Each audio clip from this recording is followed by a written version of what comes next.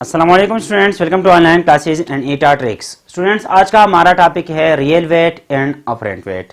लेकिन उससे पहले अगर आपने हमारे चैनल को सब्सक्राइब नहीं किया है तो हमारे चैनल को सब्सक्राइब करें और बेल आइकन को प्रेस करें ताकि आने वाली वीडियोस की नोटिफिकेशन जो है वो आपको बर वक्त मिल सके। तो स्टूडेंट्स, चलते हैं अपने टॉपिक की तरफ जो है real weight and apparent weight. Students, आमतौर पर जब हम वेट की बात करते हैं तो उससे मुराद होता है attractive force of earth. Suppose ये मेरे पास एक मार्कर है और इस मार्कर को अगर मैं रिलीज करूंगा तो ये मार्कर जो है अर्थ की तरफ जाएगा। अर्थ की तरफ ये मार्कर क्यों जाएगा? क्योंकि इस मार्कर पे जो है अर्थ का अट्रैक्टिव फोर्स लगता है और उस फोर्स को हम कहते हैं वेट। तो स्टूडेंट्स, यहाँ पे रियल वेट से मुराद भी यही वेट है, अट्रैक्टिव फोर्स ऑफ अर्थ। तो इसलिए यहाँ पे मैंने डिफिनीशन लिखा हुआ है, the force by which earth attract a body toward itself. वो फोर्स जिसके जरिए अर्थ जो है एक बॉडी को अपनी तरफ खींचता है, उस फोर्स को हम कहते हैं रियल वेट।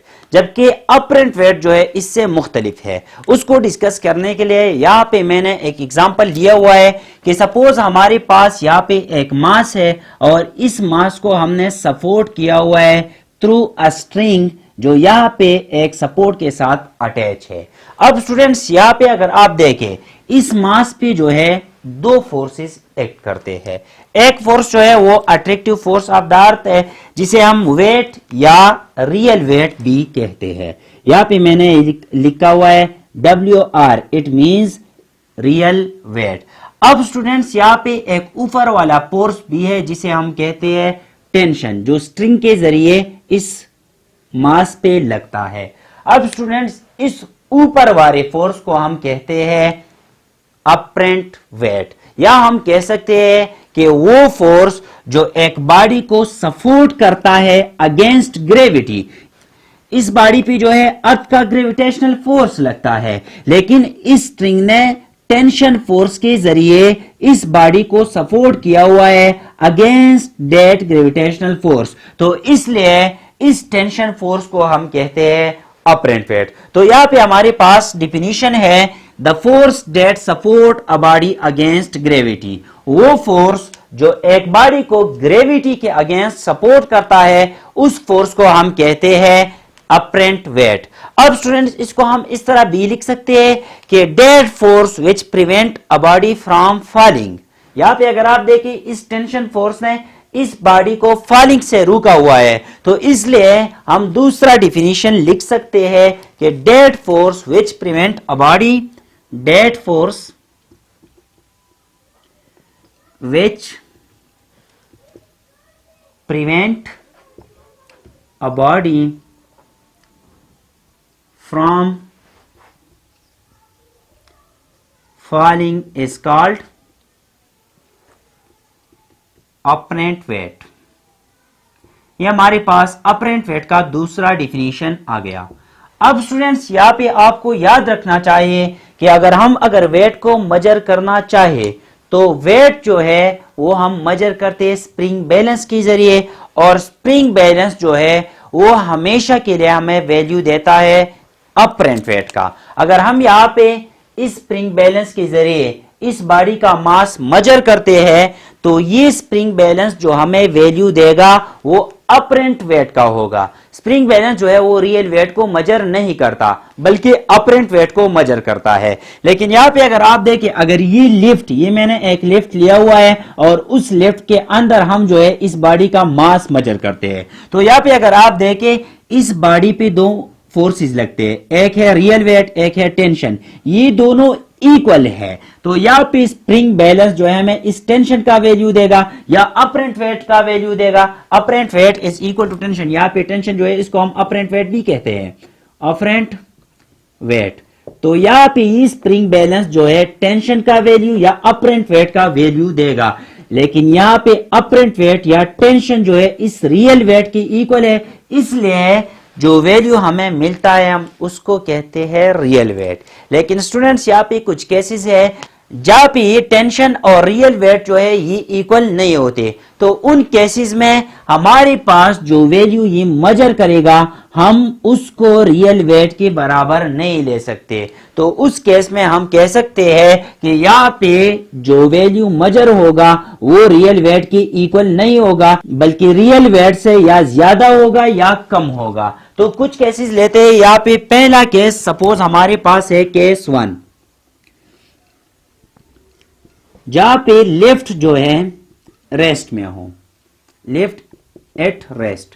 अगर ये लिफ्ट रेस्ट में हो तो यहाँ पे इस बॉडी पे जो है कितने फोर्सेस एक्ट करते हैं? दो फोर्सेस एक्ट करते हैं, एक ये डाउनवर्ड वेट है और एक हमारे पास है टेंशन। या हम कह सकते हैं कि एक रियल वेट है और एक अपरेंट वेट है। तो अगर आप देखिए ये दोनों जो है अपोजिट डायरेक्शन में है, तो नेट फोर्स क्या आ जाएगा? नेट फोर्स आ जाएगा इन दोनों का डिफरेंस, क्योंकि जब फोर्सेस अपोजिट डायरेक्शन में हो तो उस केस में नेट फोर्स इक्वल होता है subtraction of the two forces. तो यहां पे हम लिख लेंगे कि इस बॉडी पे नेट फोर्स जो है वो इक्वल है W माइनस टी, या real wait minus apparent wait. यहां पे नेट फोर्स जो है वो इक्वल होता है MA के, is equal to W equal होता है वेट mg के, और माइनस टी अपनी जगह। अब स्टूडेंट्स, जैसा कि आपको मालूम है कि लिफ्ट जो है वो रेस्ट में है, इसलिए बॉडी का एक्सेलरेशन 0 होगा। तो यहां पे एक्सेलरेशन 0 पुट करें, m into 0 is equal to mg minus T, या हम लिख सकते हैं 0 is equal to mg minus T. T को इस साइड पे शिफ्ट करें तो ये प्लस हो जाएगा, t is equal to mg। अब स्टूडेंट्स यहाँ पे अगर आप देखें, ये स्प्रिंग बैलेंस जो है एक्चुअली टेंशन को मेजर करता है। तो इस केस में टेंशन और mg इक्वल है, टेंशन और रियल वेट इक्वल है। तो इस केस में यहाँ पे स्प्रिंग बैलेंस जो वैल्यू हमें देगा वो रियल वेट के इक्वल होगा। इट मींस के इस केस में स्प्रिंग बैलेंस जो है वो करेक्ट वैल्यू मेजर करेगा। अब स्टूडेंट्स हम कंसीडर करते हैं कि ये लिफ्ट जो है केस 2 में, कि लिफ्ट जो है ये अपवर्ड एक्सेलरेशन के साथ मूव कर रहा है। Lift move with upward acceleration.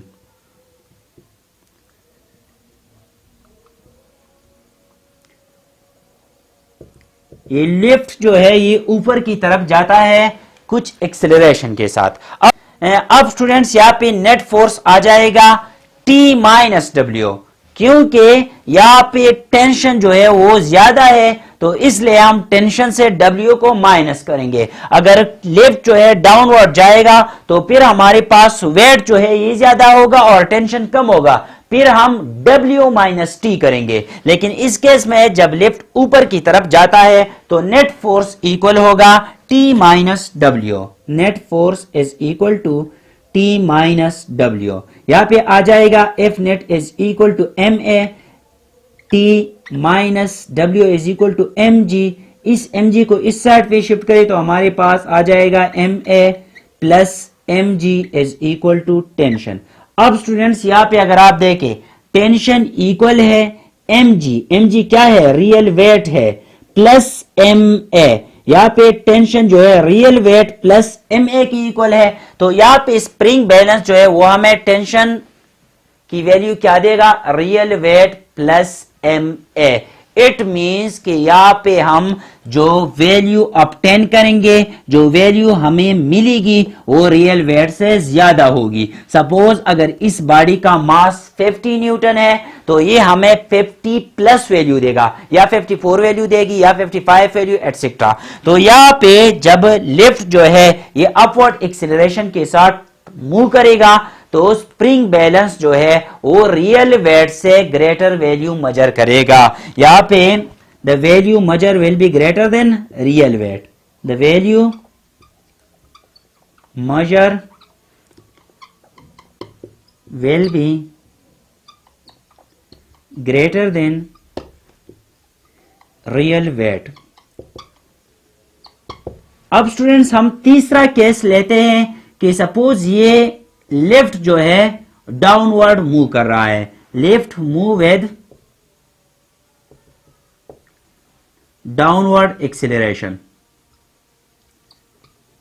Lift move at downward acceleration. Case 3 हमारे पास क्या है, अगर ये लिफ्ट डाउनवर्ड मूव कर रहा है एक खास एक्सेलरेशन के साथ, तो फिर हमारे पास ये स्प्रिंग बैलेंस जो है रियल वेट का वैल्यू मेजर करेगा, या रियल वेट से ज्यादा मेजर करेगा या रियल वेट से कम मेजर करेगा। तो स्टूडेंट्स यहाँ पे इस केस में आप क्या जाएगा, net force is equal to, अगर आप देखें लिफ्ट जो है डाउनवर्ड मूव कर रहा है तो इट मींस के रियल वेट ज्यादा है अपरेंट वेट से, या हम कह सकते हैं कि वेट ज्यादा है टेंशन से।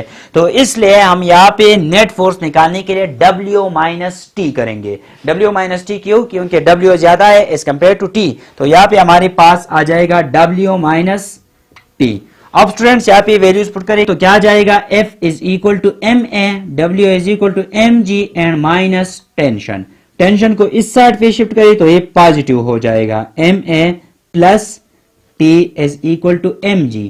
अब यहाँ पे MA को उस साइड पे शिफ्ट करें तो हमारे पास आ जाएगा tension is equal to MG minus MA। तो यहाँ पे अगर आप देखें ये टेंशन क्या है, अपरेंट वेट, स्प्रिंग बैलेंस जो है इसको मेजर करेगा, और ये इक्वल होगा इस केस में mg माइनस ma के।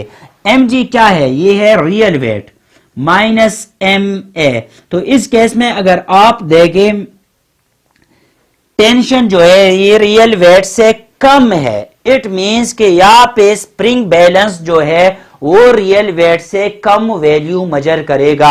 सपोज हमारे पास इस बॉडी का वेट 50 न्यूटन है, तो ये हमें वैल्यू देगा, ये स्प्रिंग बैलेंस जो है हमें या 48 वैल्यू देगा या 46 वैल्यू देगा या 45 न्यूटन वैल्यू देगा, लेकिन 50 से कम होगा। तो इस केस में हम लिख सकते हैं कि the value measured by the spring balance will be, the value measured by spring balance is less than real weight। ये हमारे पास हो गया केस 3। अब स्टूडेंट्स हम केस 4 जो है लेते हैं। केस 4 में हम क्या करते हैं कि यहाँ पे बॉडी जो है ये फ्री फॉल करती है, फ्री फॉल मोशन, या ये लिफ्ट जो है lift with free fall motion, free fall motion. अब हम कंसीडर करते हैं कि लिफ्ट जो है डाउनवर्ड मूव कर रहा है लेकिन फ्री फॉल मोशन के साथ। फ्री फॉल मोशन क्या होता है, जहां पे एक्सेलरेशन जो है वो ग्रेविटेशनल एक्सेलरेशन के इक्वल हो। इट मींस कि एक्सेलरेशन की वैल्यू क्या होगी, 9.8 मीटर पर सेकंड स्क्वायर। तो यहां पे नेट फोर्स जो है वो आ जाएगा W माइनस टी। अब स्टूडेंट्स यहाँ पे MA आ जाएगा इज इक्वल टू MG आ जाएगा माइनस T आ जाएगा। यहाँ पे T जो है इस साइड पे शिफ्ट करे, MA उस साइड पे शिफ्ट करे, तो हमारे पास आ जाएगा tension is equal to MG minus MA। अब स्टूडेंट्स यहाँ पे अगर आप देखें हमने केस 4 लिया हुआ है कि ये जो है फ्री फॉल मोशन है। फ्री फॉल मोशन में A is equal to G होता है, तो यहाँ पे A की जगह G पुट करें, T is equal to mg minus mg। तो यहाँ पे टेंशन आ जाएगा 0। इट मींस कि अपरेंट वेट जो है यहाँ पे क्या हो जाएगा, 0। ये स्प्रिंग बैलेंस जो है अब हमें वेट की वैल्यू जो देगा वो 0 देगा। तो इसका क्या मतलब है कि यहाँ पे जब बॉडी फ्री फॉल मोशन करती है तो उस केस में बॉडी जो है वेटलेसनेस फील करता है, इसका वेट 0 हो जाता है। एक्चुअली इसका रियल वेट जो है 0 नहीं होता, लेकिन यहाँ पे स्प्रिंग बैलेंस जो है अपरेंट वेट मेजर करता है, तो इसलिए ये हमें रीडिंग देगा 0। तो यहाँ पे वेटलेसनेस फील करेगा।